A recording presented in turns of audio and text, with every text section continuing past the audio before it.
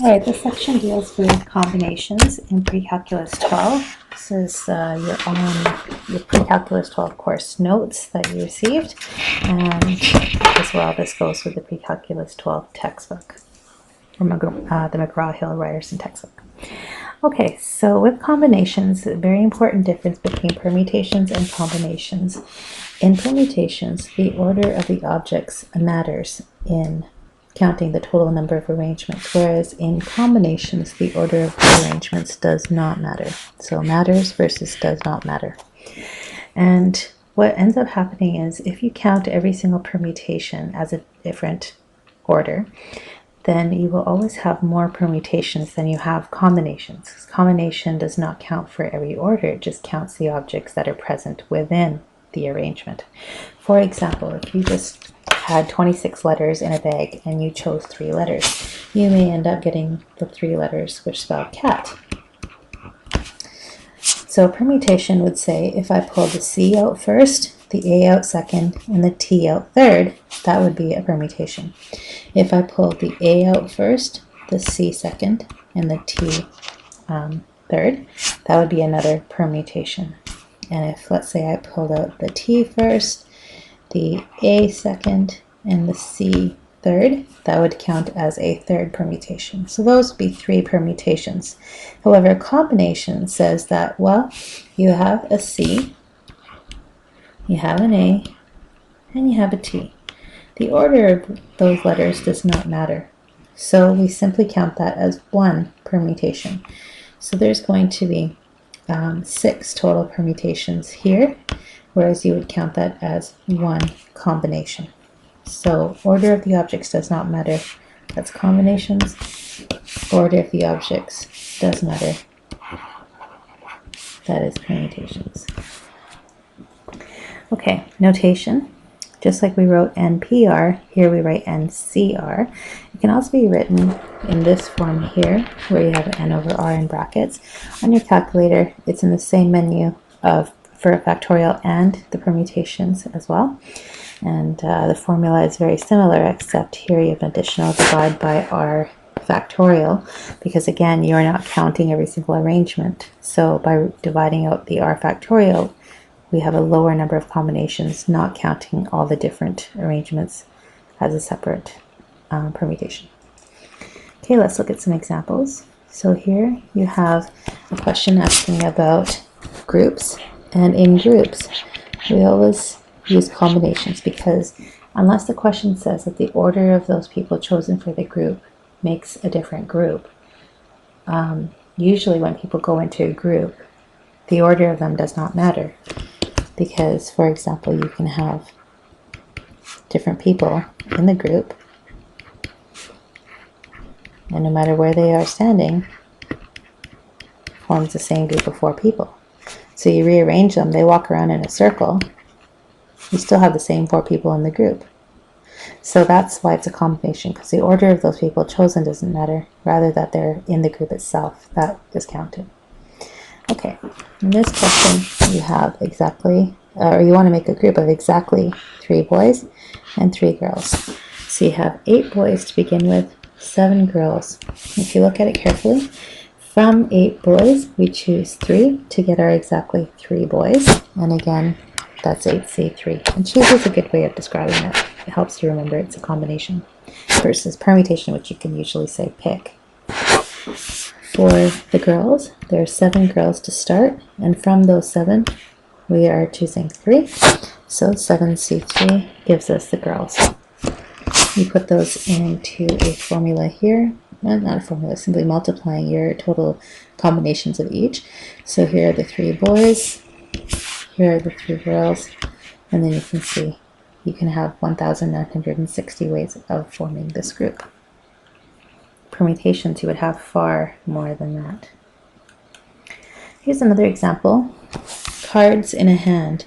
Those are usually combinations as well, unless again the question specifically says the order of choosing the objects makes a difference. But here in a 5-card hand, it doesn't matter that you have, for example, the ace, the king, the queen, jack, and 10 in this order, because the person sitting next to you might like to put them in this order. But you both have the same cards. So that's why the order doesn't matter. It's just that the cards are actually in your hand. So combinations is the way to go for these. Okay, since we want to have a deck with, or a 5-card hand with exactly 3 spades and 2 hearts. Okay, for the 3 spades, from 13 spades, choosing 3. For the 2 hearts, from 13 hearts, choosing 2. And again, here are your 3 spades, here are your 2 hearts. Multiply, and you get your total 5-card hands. Okay, and that's combinations. Let's have a look at your textbook. So 11.2 in your textbook explains again about combinations. And here's a good definition that you can see on the side.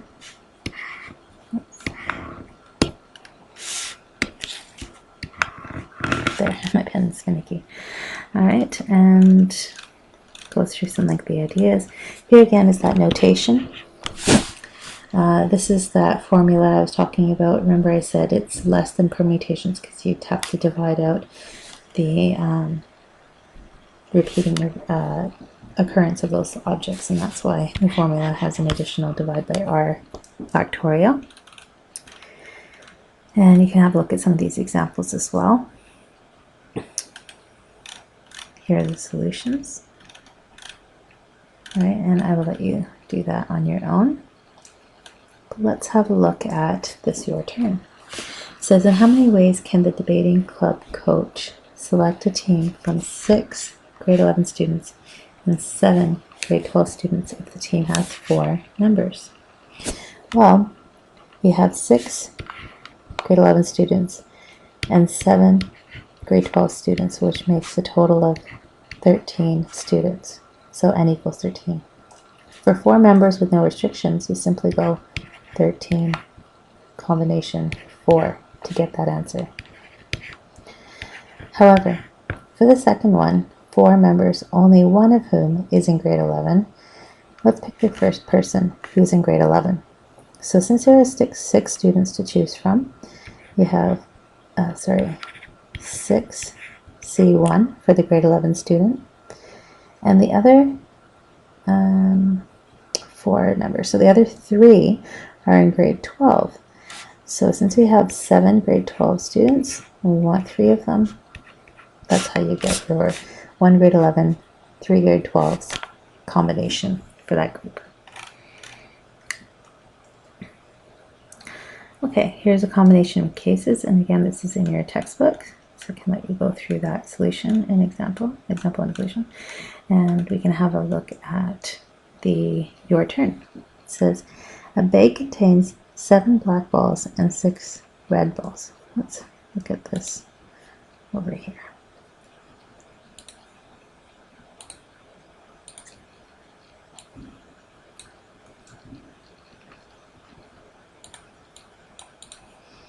Okay, so we have a bag, and it contains, we're going to have to go in there and get some anyways, but 7 black balls. So 1, 2, 3, 4, 5, 6, 7, and 6 red balls. In how many ways can you draw groups of 5 balls if at least 3 must be red? So at least 3 must be red means there's actually going to be multiple cases. The first case is where you have 3 red. And since you're choosing a group of 5 balls, that means 3 red, 2 black. In case 2, because at least 3 means 3, 4, and 5, so we have 4 red. That means we'll have 1 black. And in case number 3, they will be all red. So all red also means 0 black, but you can, include it or not include it in the calculation. So let's do the calculation here. 3 red. Since there are 6 red balls, from 6 we're choosing 3. Since there are 7 black balls, from 7 we're choosing 2. For 4 red, from 6 choosing 4, and 1 black, from 7 choosing 1. And last case is 5 red, so 6 combination 5. And again, you could include 7C0, 0 black balls, but this equals 1. So include it or don't include it. It won't make a difference with your answer. Get the answer for each of those, total by adding. All right? Okay, let's go back here. Here's a simplifying question using combinations, and again, it's all about factorial notation and simplifying using the factorial and trying to get rid of the factorial. So again, have a look at these examples, follow the solution. Let's have a look at one of these.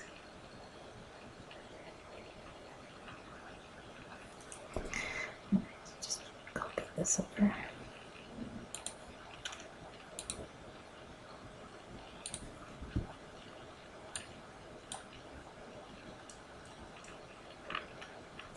Okay, so express in factorial notation and simplify. Here we have n minus 1 C3 times 1 over n minus 2 C3. Okay, let's recall the formula for combinations. Combination formula is n factorial over n minus r factorial times r factorial. It doesn't matter if you put the r factorial before the bracket or after, as long as it's in the denominator. Let's use the formula and rewrite what we have here. So for the first one, we have n factorial, so we have n minus 1 factorial, because this represents our n. This is r. Okay, that would be n, that would be r.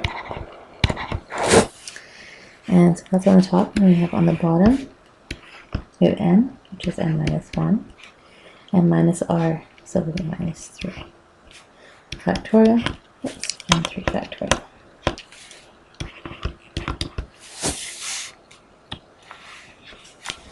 Okay. So that whole thing multiplied by all of this.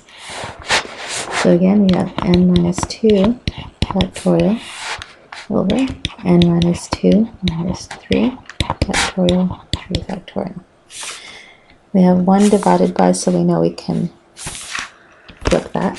Let's simplify this in the brackets here. So we have n minus 1 factorial over n minus 4 factorial 3 factorial. Do the same thing on the side, plus to do the reciprocal because it's 1 over.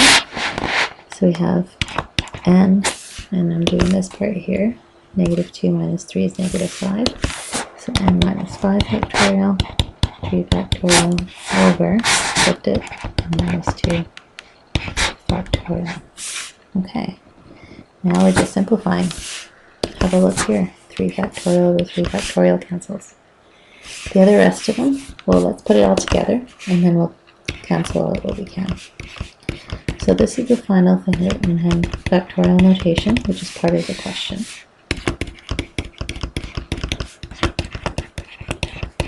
And now we're going to simplify it. So let's choose to simplify by expanding out this, because n minus 1, the next term would be n minus 2, which will match this. So if we do that part first, just leaving in the other terms.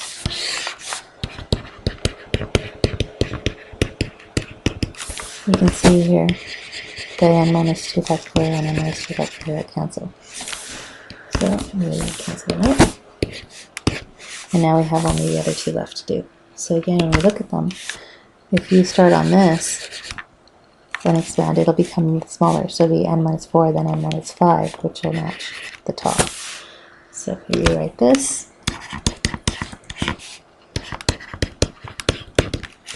and then start expanding the n minus 4 to n minus 5 factorial. Then we have these two cancel. So our final answer, no factorial notation, completely simplified to n minus 1 over n minus 4. Okay, so we get to the end of that section, some Greek key ideas, and then you can try the practice.